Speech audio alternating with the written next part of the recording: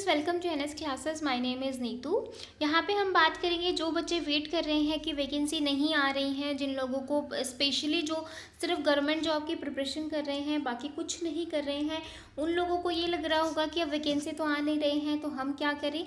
तो यहाँ पे आप देख रहे हो कि रेलवे में जो है वो सीधी रिक्रूटमेंट आई है, सीधी भर्ती आई है 2020 में। 10वीं 12वीं के पास के बच्चे जो हैं वो अप्लाई कर सकते हैं। लास्ट डेट जो है वो 23 मई है। ऑल इंडिया में वैकेंसी है, ऑल इंडिया से जो बच्चे हैं वो अप्लाई कर सकते हैं। मैन वुमेन दोनों ही इस पोस्ट को अप्लाई कर सकते हैं। कोरोना वायरस की वजह से ये अर्जेंट भर्ती है, मतलब ऐसा नहीं है कि अभी भर्ती निकली है पता नहीं कब होगा, ये अर्जेंट रिक्वायरमेंट है। तो क्योंकि गवर्नमेंट ने ये तो कहा ही था कि जहाँ पे रिक्वायरमेंट होगी वहाँ पे हम पोस्ट रिक्रूटमेंट करेंगे, ठीक है। सबसे अच्छी बात ये है कि डायरेक्ट भर्ती है, यहाँ पे कोई भी रिक्रूटमेंट नहीं है, सिर्फ आपका एक एग्ज़ाम होगा। जो फॉर्म फीस है वो फ्री है, यहाँ पे कोई SC ST वालों के लिए फॉर्म फी फ्री नहीं है। चाहे वो जनरल कैटेगरी हो, चाहे वो OBC हो, चाहे वो SC ST हो, सबके लिए फॉर्म जो है वो फ्री है, ठीक है। तो देखते हैं ऑफिशियल नोटिफिकेशन क्या कहती है इसकी। ये देखो official notification south eastern railway की तरफ से ये वैकेंसी निकली है। कोलकाता वेबसाइट जो है आप इसको कहाँ पे जाके देख सकते हो, www.rrcser.co.in पे जाके इसको देख सकते हो। इसके एप्लीकेशन फॉर्म जो थे वो 24 मार्च को स्टार्ट हुए थे और 23 अप्रैल जो थी वो लास्ट डेट थी। बट अभी इसकी डेट को एक्सटेंड करके दिया गया है, वो मैं अभी आपको दिखा देती हूँ डेट को कैसे एक्सटेंड कर दिया है, ठीक है। ये आप यहाँ पे नोटिस देख रहे हो, ड्यू टू आउटब्रेक कोविड-19 resulting lockdown in the country closing that submission of online application is that notify the extended date, मतलब इसको डेट को एक्सटेंड कर दिया गया है। कब तक कर दिया गया है? 23 मई तक, ठीक है। अब हम यहाँ पे देख लेते हैं कि कौन कौन से डिपार्टमेंट में वैकेंसी निकली हैं और आपकी जो सैलरी स्ट्रक्चर है वो यहाँ पे जो है गवर्नमेंट आपको कितना प्रोवाइड करेगी, ठीक है। चलते हैं फिर अपने पूरा यहाँ पे हम पूरी डिटेल देखते हैं। तो सबसे पहले देखो कहाँ पे है, असिस्टेंट लोको पायलट, ठीक है। Common cum ticket clerk, junior clerk cum typist, senior common cum ticket clerk, senior clerk cum typist, JE works, JE signal और जेई टेली, ठीक है। तो 9 डिपार्टमेंट में इसकी जो है वो रिक्रूटमेंट है। अब असिस्टेंट लोको पायलट के लिए यहाँ पे क्या मांगा हुआ है, मैट्रिकुलेशन पास चाहिए, 10th पास होनी चाहिए, साथ में apprenticeship pass in trade fitter, ठीक है। इलेक्ट्रिशियन या instrument mechanic, millwright maintenance, ठीक है। तो ये सारी जो है वो रिक्रूटमेंट है, आप जाके देख सकते हो। वेबसाइट मैंने आपको बता दी है कि कहाँ पे देखना है, ठीक है। यहाँ पे single stage computer based test होगा, बाकी और कुछ नहीं होगा। और लास्ट में आपका मेडिकल एग्जामिनेशन होगा, डॉक्यूमेंट वेरीफाई होंगे। कोई भी आपका इंटरव्यू नहीं है, सिर्फ एक आपको एग्जाम क्लियर करना है, फिर आपका मेडिकल होगा और आपके डॉक्यूमेंट वेरीफाई होंगे, ठीक है। अब कॉमन के लिए क्या होगा, यहाँ पे भी सिंगल कंप्यूटर बेस्ड एग्जाम है और आपको क्या है, डॉक्यूमेंट वेरिफिकेशन होगा, मेडिकल एग्जामिनेशन होगा और यहाँ पे आपको 12th चाहिए, ठीक है। कॉमन कम क्लर्क टिकट के लिए आपको क्या चाहिए, 12th होनी चाहिए आपकी, या फिर इसके इक्विवेलेंट कोई भी होना चाहिए जिसमें आपके 50% मार्क्स होने चाहिए, ठीक है। कोई भी है जो इसको अप्लाई कर सकता है, यहाँ पे सारी जो है वो नोटिस दे रखी है। फिर देखो जूनियर क्लर्क कम टाइपिस्ट, इसके लिए भी आपको 12th होनी चाहिए और equivalent examination with not less than 50% marks से कम जो है वो नहीं होने चाहिए। यहाँ पे single stage computer based exam होगा, टाइपिंग टेस्ट होगा, इंग्लिश और हिंदी में, क्योंकि टाइम कलर की जॉब है, टाइपिस्ट की है, तो यहाँ पे आपको हिंदी और इंग्लिश की जो टाइपिंग है वो आपकी अच्छी होनी चाहिए।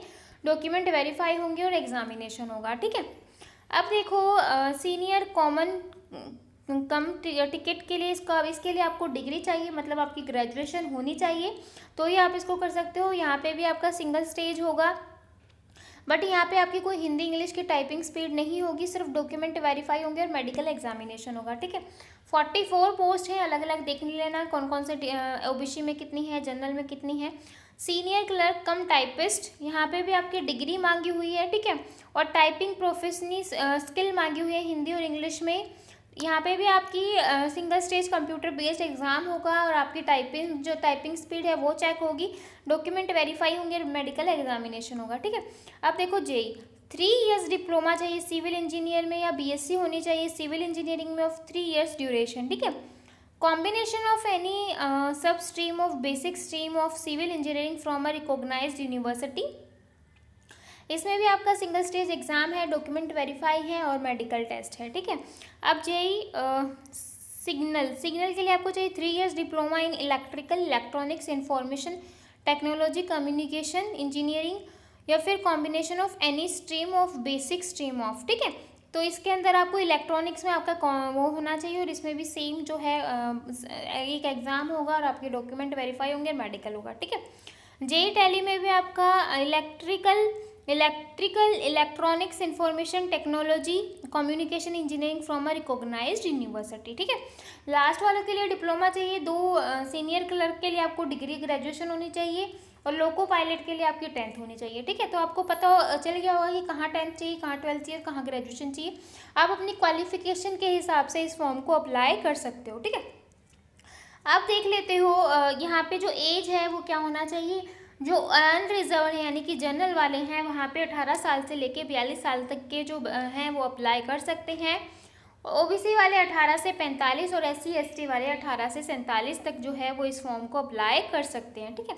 आगे देखो, प्रूफ ऑफ एज जो है वो यहाँ पे दे रखा है, आपको क्या करवाना है, और जो मार्कशीट है वहाँ से आपको 10th की मार्कशीट से पता चल जाता है।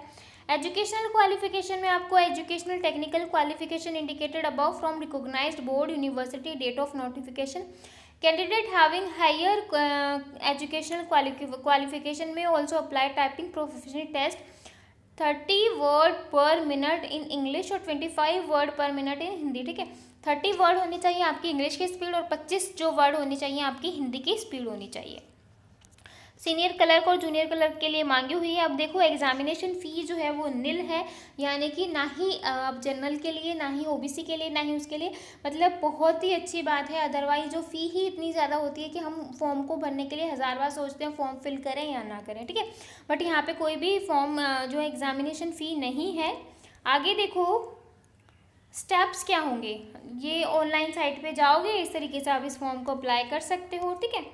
तो इस फॉर्म को आप इस तरीके से सिलेक्शन प्रोसेस देख लेते हैं क्या होगा। सिलेक्शन जो प्रोसेस है वो कंप्यूटर बेस्ड टेस्ट होगा। There will be separate computer test examination for each post, मतलब हर एक पोस्ट के लिए अलग अलग कंप्यूटर, क्योंकि हर एक के लिए क्वालिफिकेशन भी अलग अलग है। और ऑनलाइन एप्लीकेशन होगी। Selection will be made strictly as per merit in the computer based examination, ठीक है। कंप्यूटर बेस्ड एग्जामिनेशन में आपकी जो मेरिट बनेगी उसी के बेस पे आपका सिलेक्शन होगा, कोई इंटरव्यू है नहीं। GDC quota is marked of direct recruitment vacancy. The standard of computer based test will be therefore as per RRB examination of notified post for open market candidate. The question set in computer based test will be of multiple choice objective type question आएंगे और Hindi English में test जो है वो आपका होगा। यहाँ पे नेगेटिव मार्किंग है, 1/3 आपके नेगेटिव मार्किंग है। For the post of assistant loco pilot will be conducted in the candidate of short listed as per merit in the computer based examination, ठीक है। वो जितने ज़्यादा फॉर्म होंगे तो एग्ज़ाम होगा, अदरवाइज कम होंगे तो डायरेक्ट मेरिट के बेस पे ही आपकी जो लिस्ट है वो लग जाएगी, ठीक है। इस तरीके से आप यहाँ पे पूरा जो है सिलेक्शन प्रोसेस दे रखा है, आप चेक कर सकते हो। तो आई होप आपको ये वीडियो अच्छी लगी होगी।